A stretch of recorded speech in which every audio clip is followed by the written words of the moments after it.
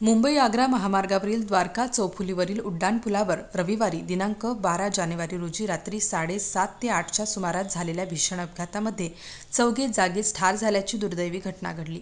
धुळ्याकडून मुंबईच्या दिशेने उड्डाणपुलावरून लोखंडी सळई घेऊन जाणाऱ्या ट्रकला पाठीमागून मालवाहू टेम्पो छोटा हत्ती जाऊन धडकला। यात 4 युवकाच्या शरीरात सळई घुसल्याने ते जागीच गतप्राण झाले आहेत।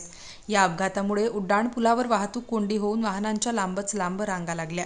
मिळालेल्या माहितीनुसार या अपघातात अतुल संतोष मंडलिक वय 22 वर्ष, संतोष मंडलिक वय 56 वर्ष, यश खरात, दर्शन घरटे, चेतन पवार 17 मृत्युमुखी पडले, तर सार्थक लकी सोनवणे, प्रेम मोरे, राहुल साबळे, विद्यानंद कांबळे, समीर गवई, अरमान खान, अनुज घरटे, साई काळे, मकरंद आहेर, कृष्णा भगत, शुभम डंगरे, अभिषेक लोकेश गंभीर स्वरूपाने जखमी झालेले आहेत।